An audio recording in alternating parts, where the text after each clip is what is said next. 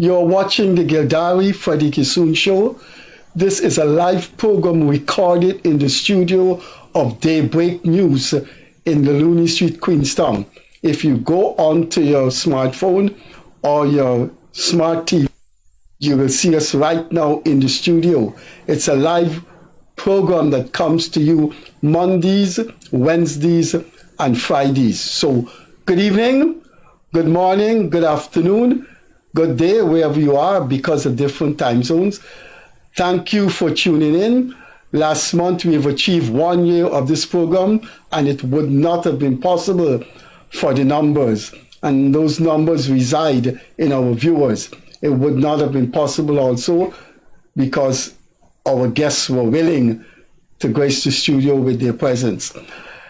If you missed Friday's show, then please go on YouTube and type in Gildarie Freddie Kissoon show, and you will see we made an announcement. Leonard Gildarie did 2 weeks ago what I did 44 years ago. I walked into the post office with my girlfriend Janet Mohammed, and I married her. 2 weeks ago, Leonard Gildarie walked into the City Hall of New York State and got married. And so we did a little celebration on the show. And for the first time since the show started, I have worn a shirt 2 consecutive times. I wore the shirt Friday, and I'm wearing it now, and that's because this is what Gildarie brought back for me. It's I don't know if the mayor of New York gave him it as a gift and he passed it on to me, or he went to China to buy it because it's a little bit tight. But thank God for small mercies. So, welcome to Leonard Gildarie, one of Guyana's leading journalists and the co-host for this program for the past year. We will introduce our guests, but before we do that, over to Leonard Gildarie for his little reflections, his little thoughts, observations, what have you. He's been doing that since the program started. So let's see what he has tonight to say. Maybe Crapo's running on the road too much. Anyway, it's a rainy season. So, Leonard Gildarie, before we go into our guest. Thank you very much, Freddie Kissoon. And sometimes I wonder what comes to your head when you're planning for this, or is just that as you sit here in the seat, thoughts just come to your head and it just comes through your mouth. But whatever it is, good night, folks. I hope that you're doing well and you're remaining safe. Still a lot of madness on our roadways. 3 things I want to talk very quickly because we do happen to have a guest today, and I'm interested to hear what he's saying. I'm interested to hear what my Guyanese people are saying, especially the ones that you would have been hearing about for a long time, reading, and you've never met them. I've never met this guest, and I'm interested to hear what he has to say.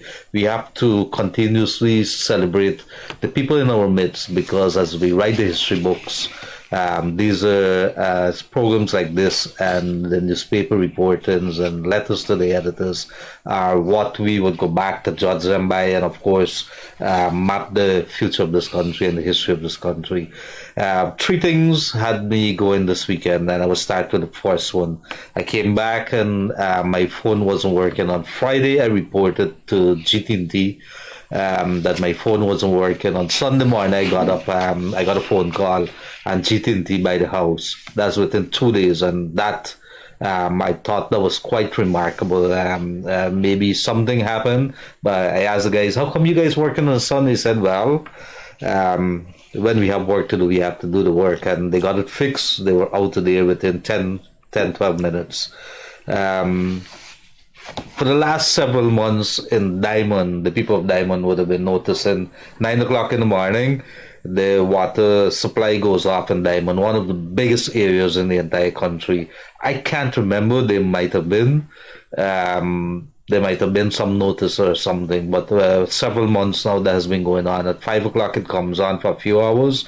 You got to remember, everybody, most people work in Diamond. You go home, you must have water, but during the day there's a lot of housewives present at home, maybe husbands too, and they need the water, so there was nothing. And I asked GWI what is happening, and only to learn I sent a message to them on GWI Facebook messenger page, And would you believe it, that within less than an hour, somebody was responding to me and said, well, you know, that well has been down. It's not in operation, and they're working very hard to get it up and running.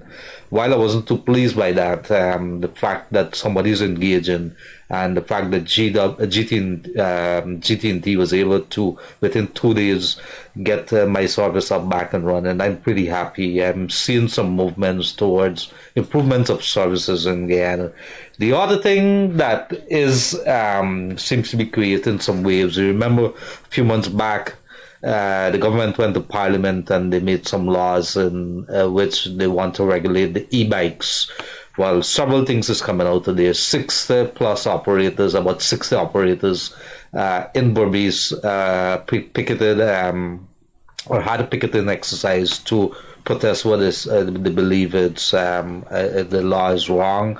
It's putting hardship on them. They can't afford to buy cars. There's a lot of arguments on that. I even see some people say, well, if this is what the one Guyana government is putting, they ain't going to vote for them.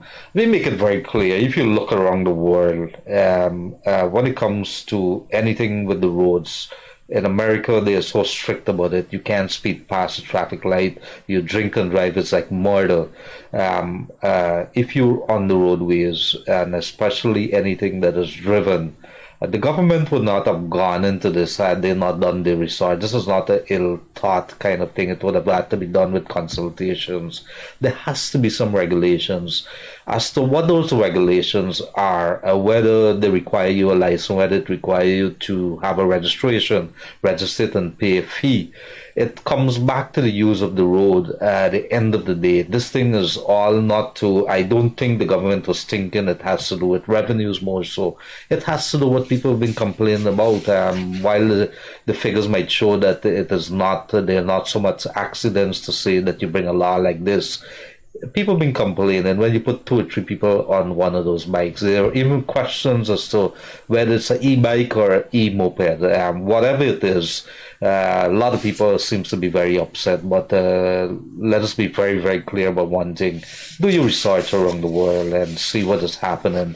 But the government may want to look based on what the people are saying back at this law and see whether there's something they could do. But let me stop here.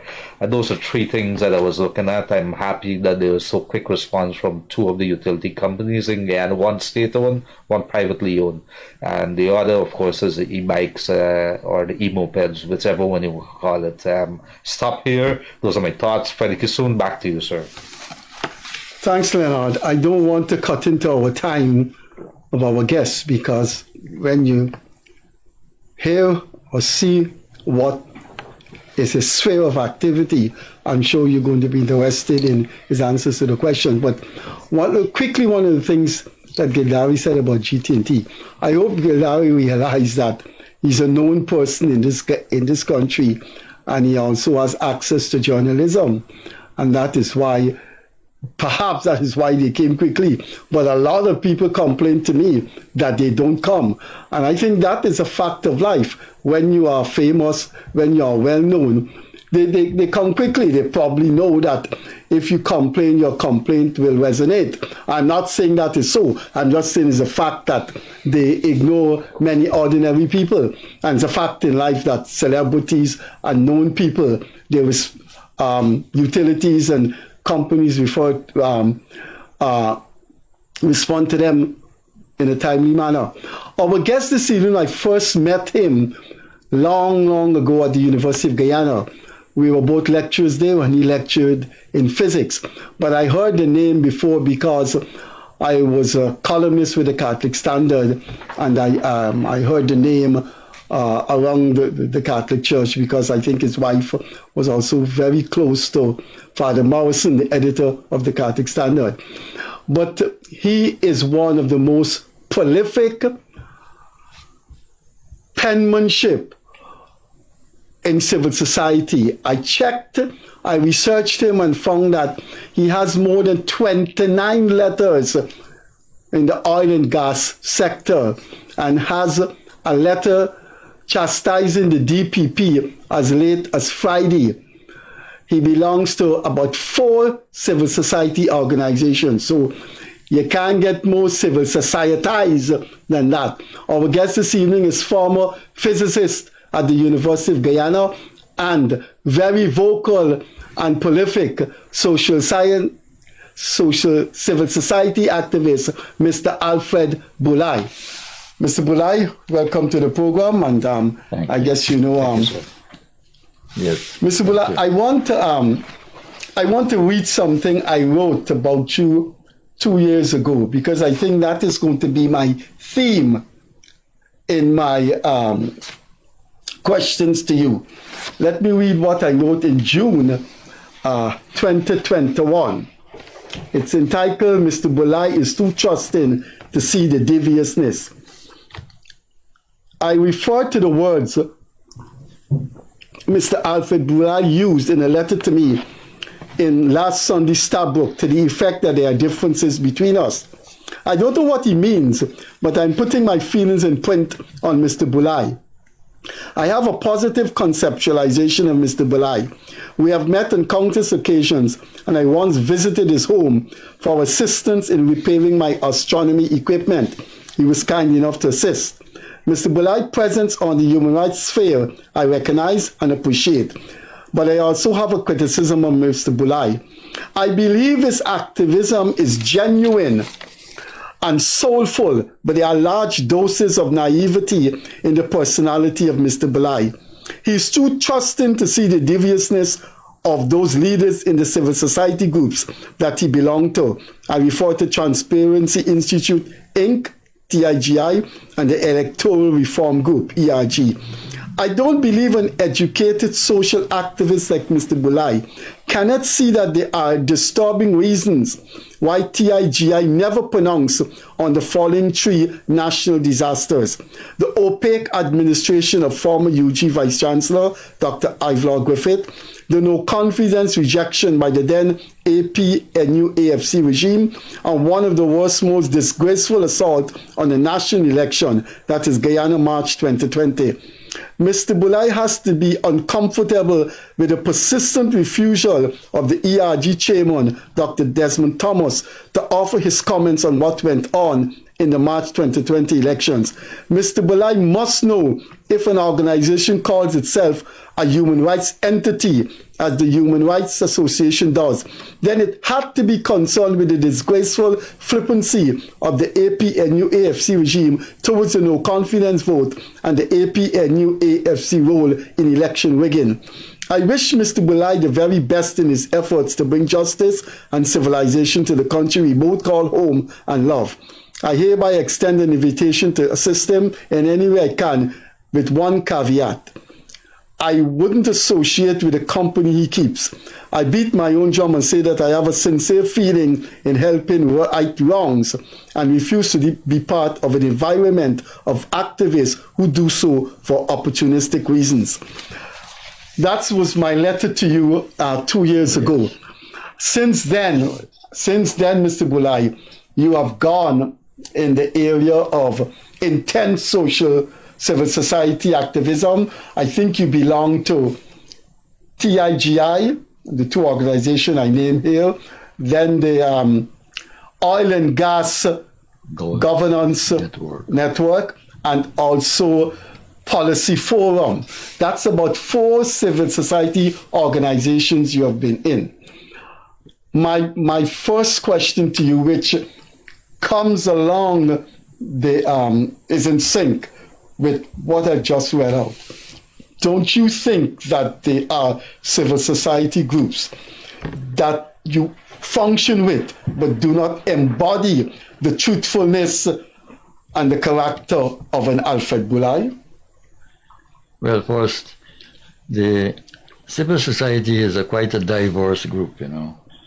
And presently I am in the ERG. I'm not in the executive. I'm just an ordinary member. I'm not in TG. I'm not in the GHRA. It's not that we are not friends, but we have different views on certain things.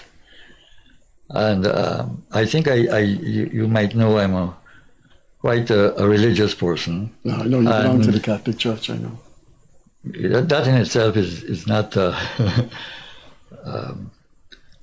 doesn't necessarily mean I'm very religious, but I just have to profess it.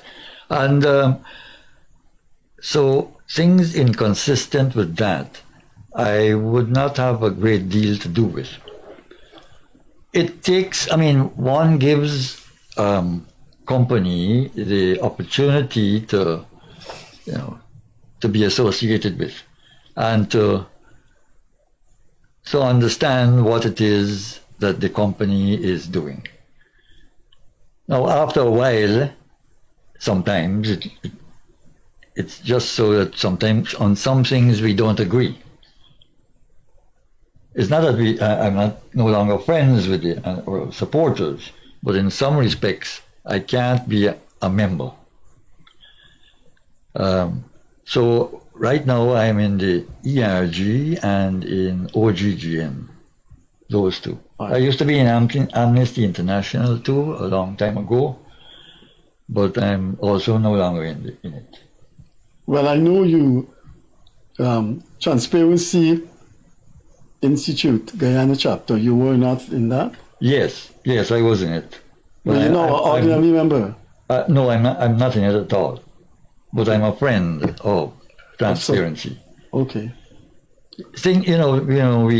I like independence in my expression. And once I discovered that it takes too long to come to agreement, we settle our differences and part company. But I do support them in many things. Transparency. Freddie, I don't think this is an interesting program. I look towards America and I see a lot of these rights organizations. And so when they open them out, it is so powerful. Like you have organization like the National Association for the Advancement of Colored People, what the news people call NAACP. And there's so many others that whenever these people think the American government got to jump because they're so powerful.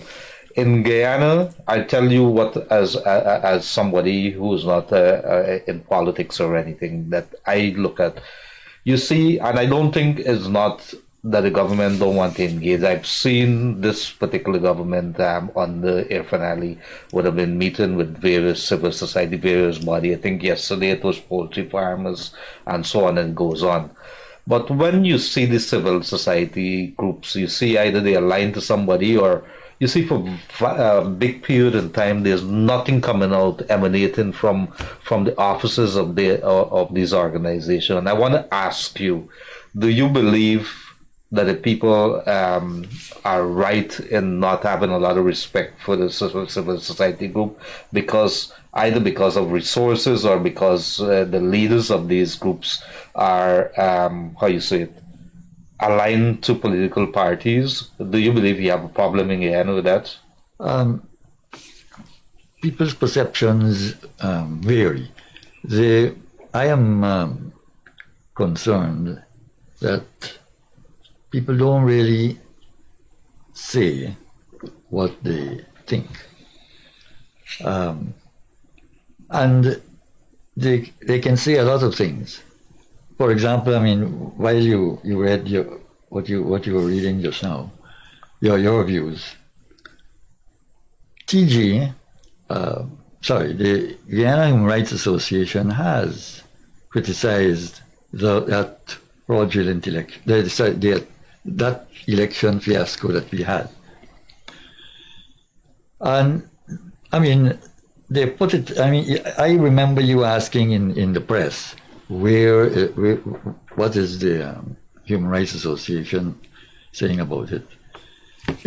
People burn down the place, thinking that they are involved in this election rigging or something. People burn down? Yes, they didn't burn it completely down, but there was a fire at the Guyana Human Rights Association during the elections time. I thought you would be aware of it. I was aware there was a small fire there. Yes. But there was nothing in the press that said that was related. That could not be related to the GRA's election pronouncement, because for somebody to attack you, you've got to be like a vulture. You've got to be consistent, and you're nagging away. And the person that wants to hurt you is so fed up. But Gildarie and I had a program on Kaicho Radio. I wrote for the 5 months that the election thing was on. And I must tell you, Mr. BHULAI, if the GRA said 2 things about that election, for 5 months they've said a mountain. I saw a response from the GHRA that really put what they said. A few other people you criticized too put what they said, but you didn't seem to take it. But let me ask seriously. a question there. I understand that, Mr. BHULAI. I would love to see. In fact, I also put the things I wrote. I'm not even sure you saw it. So I saw it. I saw what you wrote. I would love to see a country, and I've said it over and over, and I think Freddie would have said it too. A country in which our civil groups, our NGOs, all of them have their say and they represent whoever they represented. The opposition got to do their work. They're too much in the doldrums. Whatever it is they're doing, they're not doing. But how do you open your mouth as an NGO, as GHRA? GHRA has been criticized time and again. One, we don't know who they are. We don't know if they're elections. We don't know if it's a one-man show. They've been criticized for being a one-man show. Here you are talking as if you have some inside knowledge. But how do you say to the government out there that is sitting there, to the opposition, and that, look, on this issue, this particular issue, on this bike issue or whatever issue you want to pick up, that this is what you should be doing. But how do you say to them and have them respect you if your organization, it's opaque, there are questions about how they go about one man for the last 50 years? How could you put that in context to me? This is what the people say. Well, in the case of the GHRA, that to me is continuity. And here we have somebody who's willing to put himself there. As far as I know, and I have met them through Policy Forum, I was the TG representative on Policy Forum. Well, I'm no longer in TG, so I'm not in Policy Forum. There's transparency there, no? Yes, transparency. There are elections, and I think when the government, for example, the Law Commission, that was it. The GHRA was asked, I think, was to nominate, or thought they would be able to nominate people to the Law Commission. I said, okay, I'm willing to apply. When I applied, there were quite a few people in the GHRA interviewing me. I didn't make the grade. I don't hold it again. Who are these people? Because we don't know about them, and I would like to see GHRA, and Freddie, bear with me a little bit. Yeah, you go. I'm a young man, I don't know. And get to know Mr. BHULAI. Yeah. I don't know a lot of things, and I was in the media, and I want to learn. If it is, I have an organization, the GHRA, Guyana Human Rights Association. I want that group to be so powerful. I want membership. I want people to pay the dues. I want to be able to go protest on any and everything that happens. And government is going to screw up. And so from time to time when that happens, I will be in your face. This is what organizations like the Human Rights does.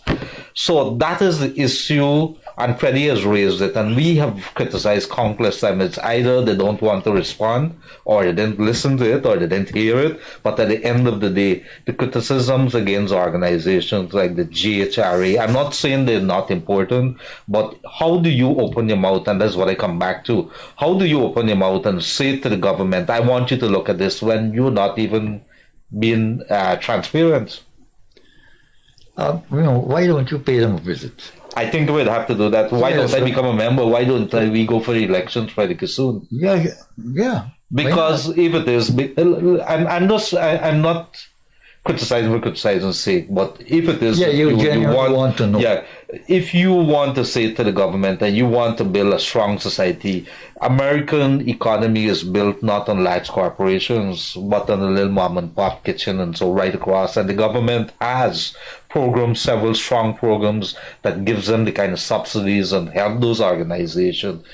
Our country is going to be built when we have the NGOs and we have all the organization coming together. Maybe find something that is common instead of us finding let's align ourselves on the PNC side, let's align ourselves on the PPP side, and whenever it's convenient, we say things that is politically correct. And that is just my observation on it because that's what I've been seeing. It's not today that the criticisms has been leveled. Yeah, but it comes from several quarters consistently. It comes from any government that is in power. Right? When I was in TG, there were criticisms from the APNO AFC government for TG. And then after, of course, the PPPC government criticized TG. You get it from both ways. It doesn't matter who's in government. And we, when it's a civil society, somebody like me, I am not really paid. I'm mostly a pensioner right now.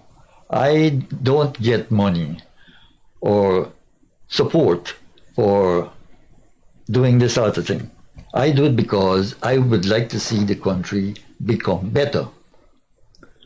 For example, in the oil and gas industry, I see where we should have more transparency. And I see there are projects being undertaken like the gas to energy project, which are completely unnecessary. I've said that more than once, and I think I've shown how, and so far I've not been refuted. So I say what I can when I can. I don't think I'm as prolific as some others. But you honestly, at this point in time, we have gas. There's been the argument, and again, speaking from not an academic perspective, as a layman, as somebody who wants to see this country better, we have gas now, and gas probably because of UN resolutions and so on, they are going to phase out into renewables. We're not sure when this is going to happen, whether it's practical, whether the car companies are going to allow it, or whether a bunch of other stuff. But how is it that you see, and I'm amazed that you would say that that gas to shore project is not going to work, especially if the gas is free. There's a cost to it, of course, and if it's going to, the cost is going to be less to the people. Oh, I didn't say it's not going to work, but I'm saying it's too expensive. And you've calculated that? Yes. But the government is saying, is the government right? Yeah. The government is saying you're going to have cheaper electricity? No, they're wrong. They're wrong? I've done a calculation. I mean, people have asked me. I put it out there. I put it out in tablet form for people to see and check up. But how is that going to happen that the government is going to put out electricity from a gas to shore? And are the government going to subsidize it? Because obviously somebody got to pay for it. Yeah, somebody has to pay for it. Somebody has to pay for that. Yeah, well, I'm waiting to see. I mean, I've worked it out, and I got, they're claiming it's going to cost them about about 9 cents per kilowatt hour unit of energy. I worked it out, and I got 17 cents. Now, and at the time I worked it out, the cost was $450 million US. Now the cost, we hear the cost for the pipeline alone is 1.1 billion US dollars. Then you have the gas plant, and then you have the gas generation, the electricity generation plant. And what is not been mentioned yet is transmission and distribution. This transmission and distribution, they're seeing now to upgrade GPL, but that is a cost to the gas to energy project. So they're putting it in GPL and maybe hoping to hide it. But these are tremendous costs. Now, if the renewable energy thing I'm talking about can be done for under $1 billion. But Mr. BHULAI, you said here that I have not been refuted, or you have not seen the refutation. But many of these civil society groups, especially the one you belong to, oil and gas governance, the oil and gas governance group, they operate without transparency, they operate without moral credibility, and they shut out views. Now, from the time I know you, with around the era of Father Morrison, a Guyanese hero. Yes, fully agree. In the Catholic Standard. Fully agree. That era that you and I belong to with Father Morrison is long gone. And what you have is people that have either changed for the worse or people have become unpatriotic. We can take the whole hour and not get through if we debate the bona fides of GHRE. But let me tell you, I want to concentrate on this thing you said. I have not been refuted. People have replied to you, ALFRED BHULAI, and replied to Melinda Janke and what have you. But if you go on the Oil and Gas Governance Network website, every one of the entries are people that are anti-government. No independent person. I mean, you can think of people who take a Ralph Ramkaran, take a Kit Nascimento. You read these people and they say things in favor of the government, and then they would pinpoint some things that are wrong. You go on this governance website. Yes. There is nothing, absolutely nothing by Dr. Randolph Prasad, who's advisor to the president and a first-rate professor at the American University, and there's nothing by a fine, brilliant young financial expert named Joel Bagwandin. Mr. Bagwandin sat down on this same chair and said, Kaicho News absolutely refuses to carry his adumbrations and his outlines. And why? Because if it's carried, it makes Mr. Glenlar look stupid. He said 1 out of every 3 weeks, Starbuck News publishes something by him. But that you can't find anything by him and Dr. Randolph Prasad on the Oil and Gas Governance Network. Now, this is where people who criticize the government for lack of transparency, for authoritarian attitude, behave the same way. Now, I'm not talking about you, if you are interested in this debate about oil and gas, let people go to your website and read Joel Bagwandin. But they should see references to what he has said. Now, they have access to state media. There are 2 whole newspapers that publish their views. I don't know, maybe they get paid for. Well, we don't get paid. But you're speaking for others or you're speaking for yourself? When I say we, I don't get paid. But you can't speak for your colleagues? You don't know if they get paid? As far as I know, they don't get paid either. But you're assuming that the people may get paid for writing in the Chronicle? Okay, back. I write in the Chronicle, I don't get paid. You don't get paid? I used to send letters and sometimes they used to publish it. I mean, I don't get paid. So you agree then that both of them are the same? No, but the state-owned paper and the private paper, they shut out who they want. And so none can criticize each other. Yeah, you can't. But come back. Look. I'm following your train of thoughts, Mr. BHULAI, because I'm trying to get where exactly our NGOs and our organization, what is it exactly? How is it that they operate in? You said early in this program that you don't agree with that oil gas to shore project. You think this government, by Jagdeo and Irfan Ali, is going to push something down the throat with 17 cents and deliver it to the people? I'm sure they would have had to sit down and do that. I'm going to ask them to deliver, because I'm sure there's some cost for that oil, the what we call it, the pipelines that has to be bringing the gas to shore that they're burying on the seafloor. They also would have had to do the plant.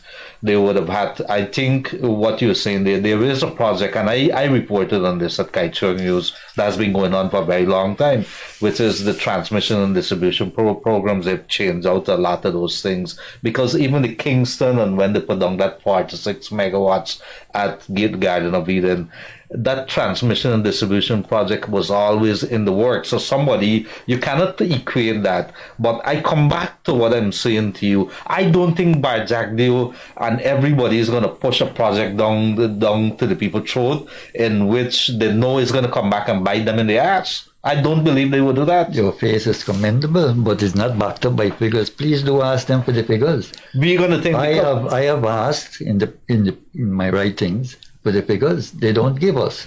We have. By the way, you will sit down here with Mr. Joel Bagwan then and debate this. Would you accept an invitation to debate right on this seat here with Joel Bagwan? Well, I am not a. If he can bring the figures. I mean, we can sit down. It doesn't have to be on a program, because I've got to look at figures.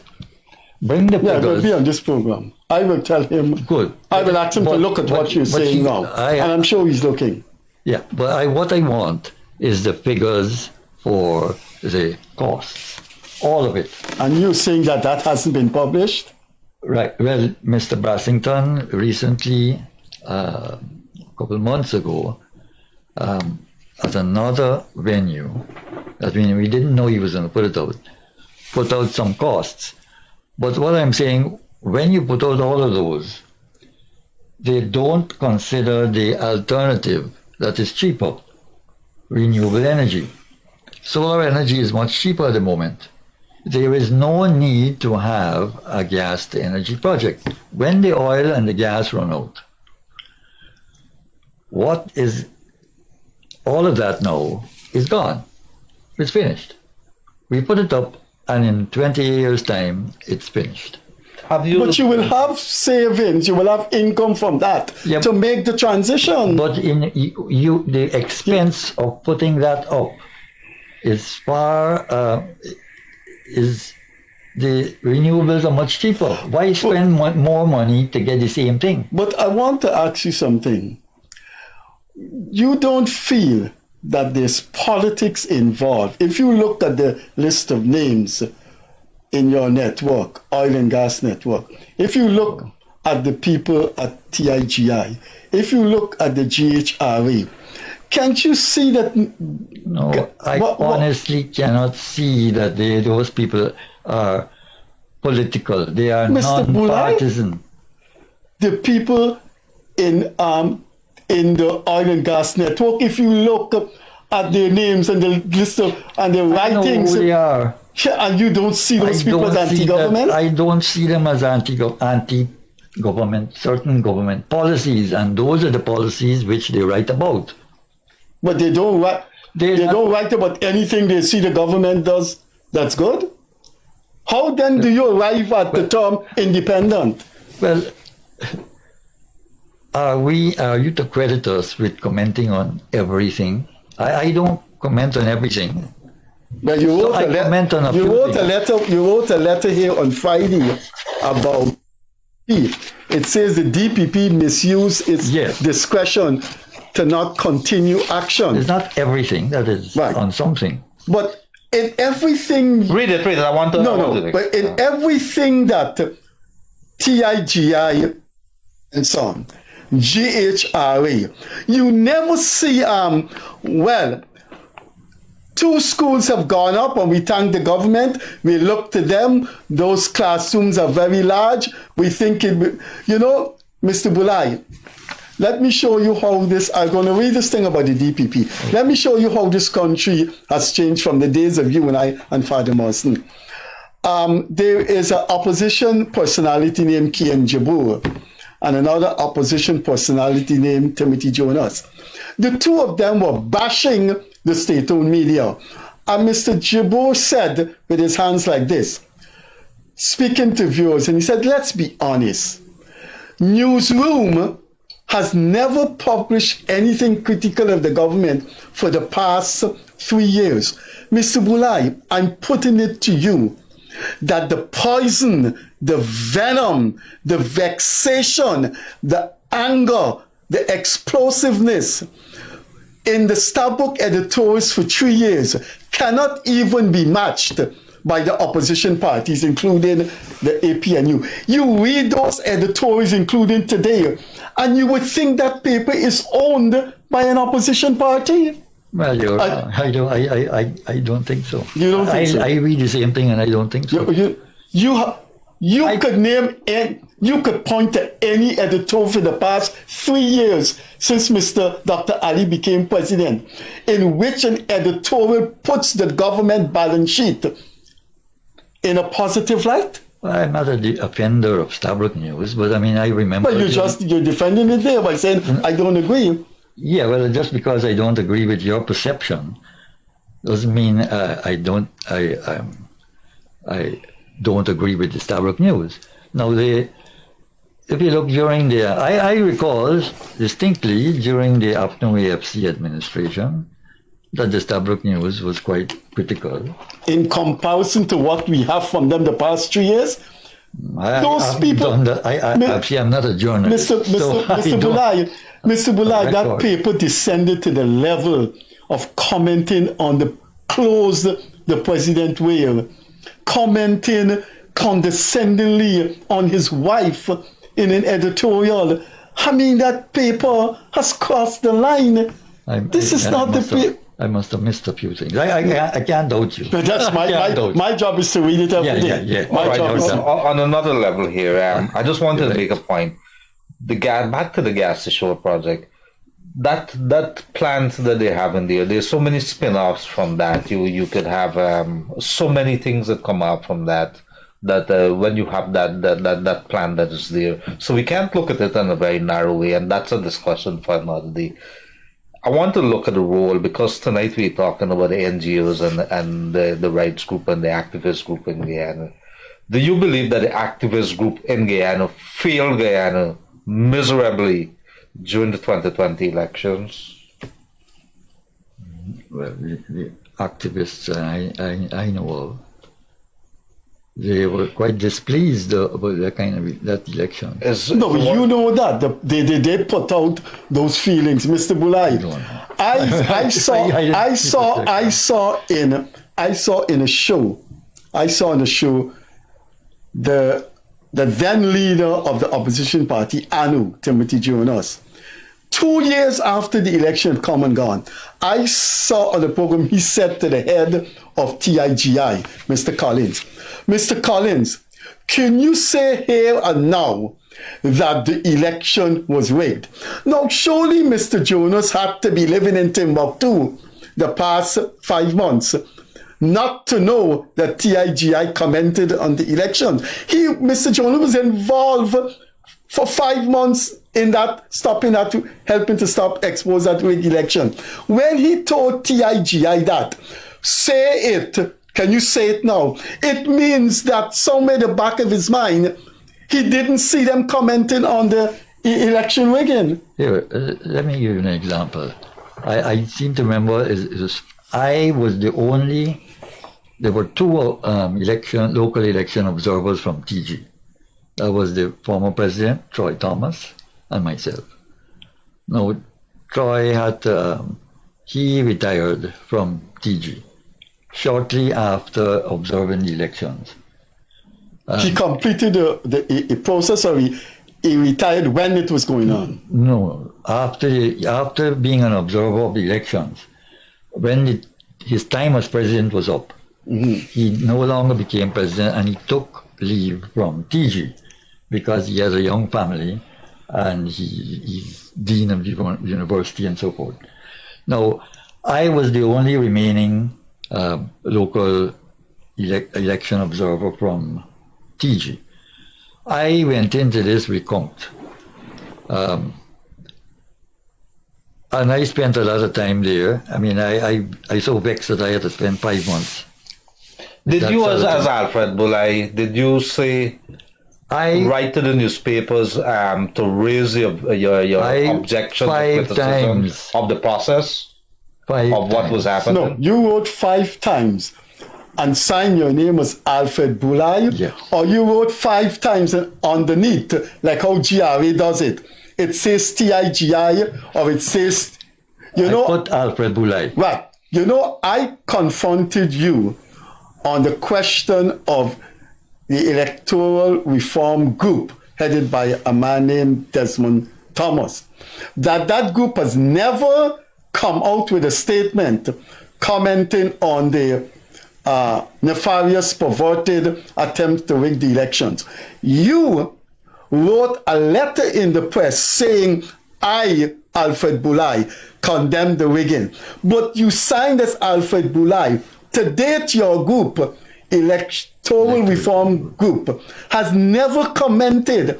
Mr. BHULAI, one of the problems this civil society groups have, and I think it's sad, and it needs to be, if Guyana is going to be a better country morally, it needs to stop now.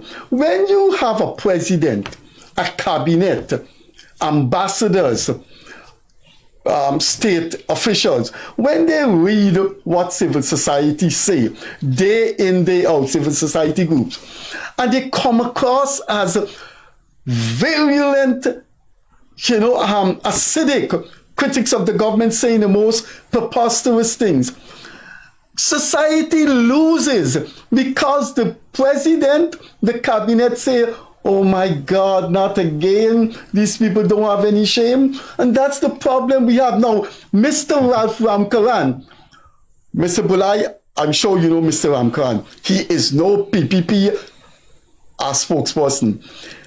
He said in an interview with Dr. David Hines, he wrote a column, he wrote a blog that was published as a column in the Starbuck News, criticizing civil society groups for not picking up on the right things, and the things that interest them, they sex it up. And he said certain top civil society leaders gave him, and I use the word, a good cussing up. And if you know who's one of the persons who... Now, when the president, when the vice president, when the prime minister read these things, society lose, because they're not going to listen to civil society groups like Mike McCormack, like TIGI, like Mr. Desmond Thomas. He wrote a letter condemning the government's position on Dharamlal. He wrote another letter in the press in which he said Guyana is going through social decay. But that man who heads a group called Election Reform Group, to date, has not commented on 5 months of attempted rigging that the whole world saw.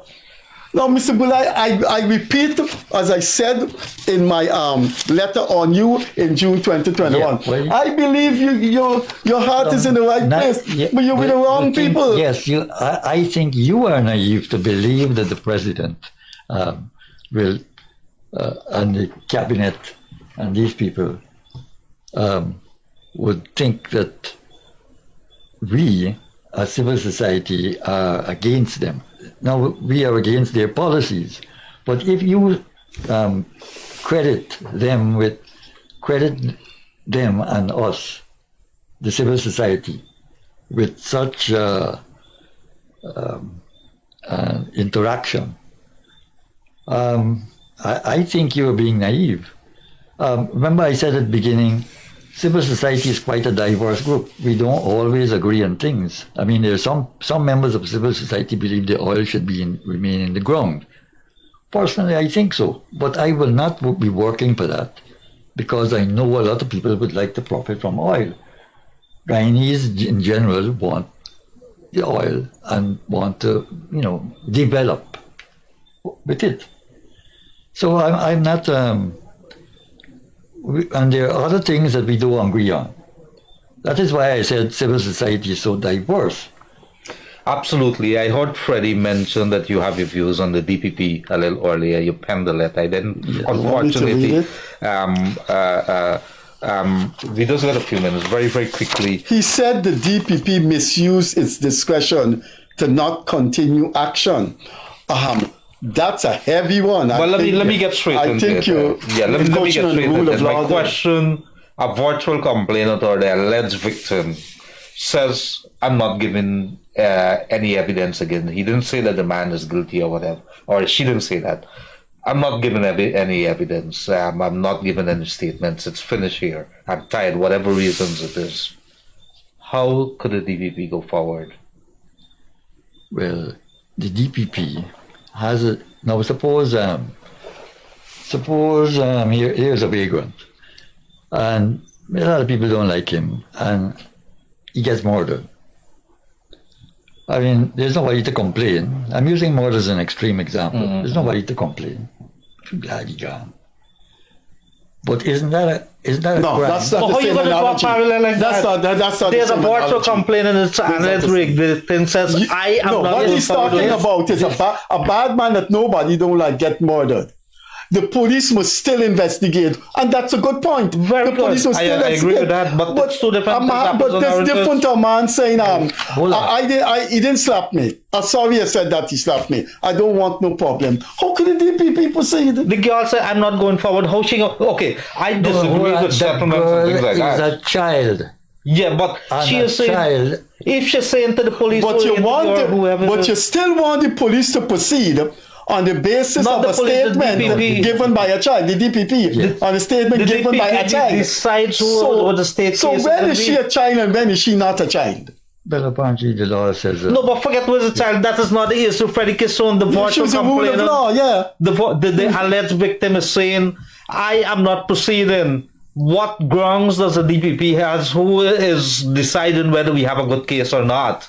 And if she's saying this person is going to give the But evidence, you don't think, Mr. BHULAI, I don't understand. you should not have written that letter. Why you should not have written that letter? We could disagree. You are endangering legal procedures that have been in existence hundreds of years. The legal procedure is that the DPP has discretion, and for this reason, the DPP has discretion to act on the behalf of the public. Okay. No, but who is she? Who's giving the evidence? Let me just come back. Who's giving the evidence? No. But on behalf of the public, the police has investigated.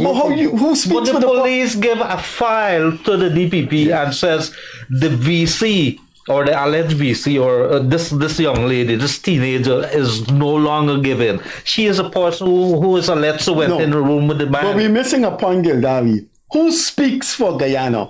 When you read the various sisters, the Nutter and Van der Rasdik, when you read Retred, they say we Guyanese want the oil to stay in the ground. We Guyanese, have you ever put it to the people what they want? No, but this is totally different if somebody knocked down somebody on the road, right? Go ahead, Mr. BHULAI, go ahead. No, well, they have their opinions.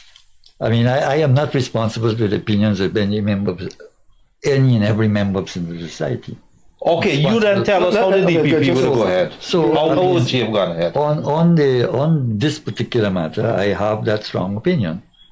No, but how would she have proceeded legally? Legally, how would she have proceeded? How could she proceed legally? In the same manner that she would have proceeded had somebody killed someone else. No, let's get Mr. BHULAI finish. Yes. No, hold on. No, it's the same principle. Somebody takes up that case because a wrong has been committed. Now, a child has as much... It's an allegation until it's proved. I'm not saying that it didn't happen. Good. Same thing on murder is still an allegation until it's proved.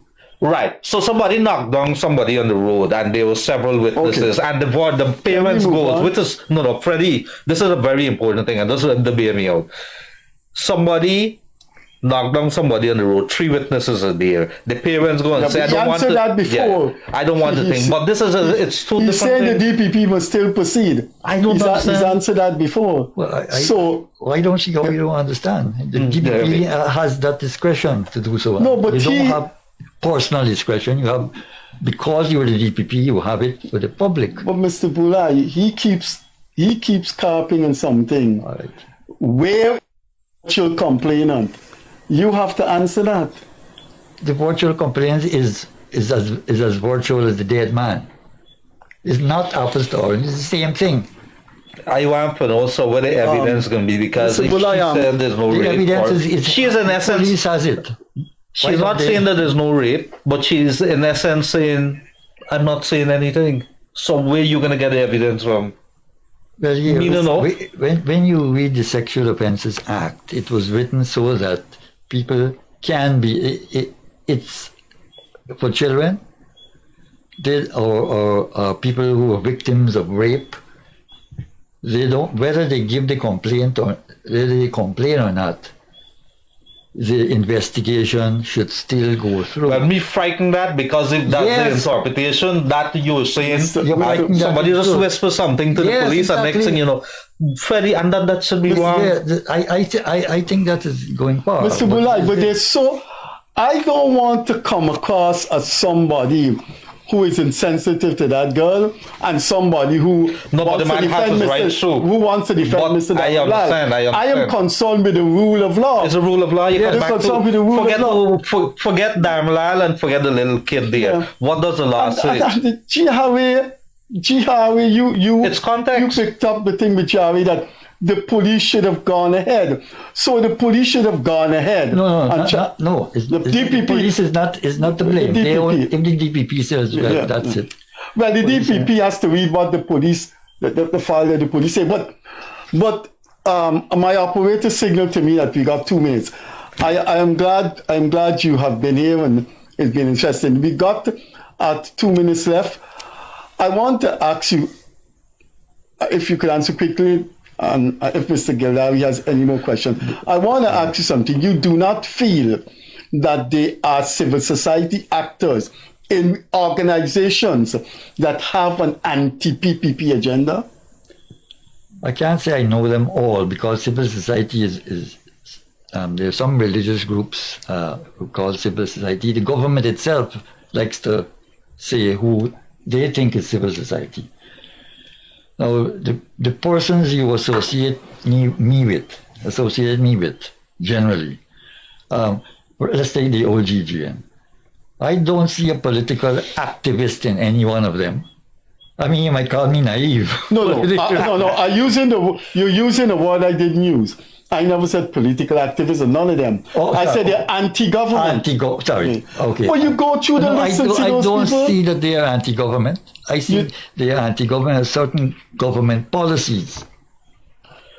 All right, I think very quickly, and I want to say two things. I understand with the seatback thing, it came from a government official.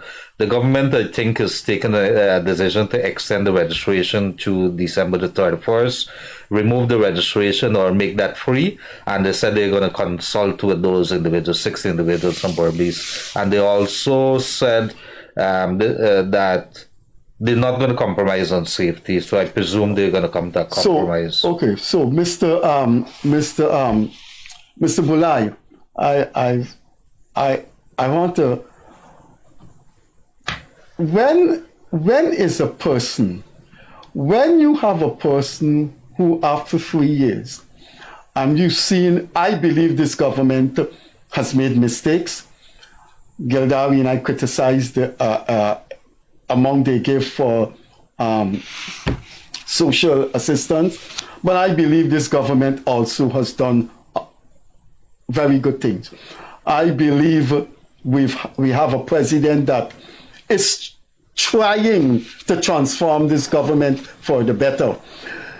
None of the civil society group has ever made a pronouncement on anything positive about Ali. You don't find that worrying about the credibility of civil society groups? No, if they were full-time, let's say, are you full-time journalists?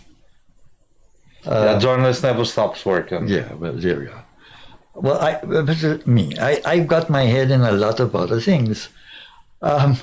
This is one of those things. We intersect in certain areas. But I'm not always there. There are lots of things I do that I don't bring here. You see, before we close, And other members of civil society, they have other things, areas of activity. oh, my operator said time is up. Gildarie, before we go. No, yes, I want to say thank you or gratitude to Mr. It is always good to have discussions. We have to agree to disagree. We might not all time see the views that Mr. BHULAI has or any other person, but it is good. Civil societies in Guyana, we need them. We need them to be strong. The opposition need to be strong. It's the whole government accountable, but you don't criticize for criticize sake. And that's all I have to say. Mr. BHULAI, you want to address our viewers? In case you've just joined us, our guest was former lecturer in physics at UG and one of the most outspoken civil society activists. He had belonged to 4 civil society groups. Now he said he belongs to 2. Mr. BHULAI, you want to tell our viewers anything on your mind before we go? Well, I would just like to thank you guys for inviting me. I mean, this is, as far as I'm concerned, is transparency. Whether we agree or not, absolutely. You are executing your job, your what you like to do, and I've joined you. Thank you very much. Thanks for bringing me here. I didn't know I was that. No. We need. No, you are. No. We want to hear your views. Thanks. You were watching the Gildarie Freddie Kissoon show. Our guest was popular and prolific writer in the area of civil society activism, Mr. ALFRED BHULAI. We will see you on Wednesday. Take care. I will quote Gildarie. Be safe on the roadways. And now I will quote myself. Please continue to buy local products. Catch you later.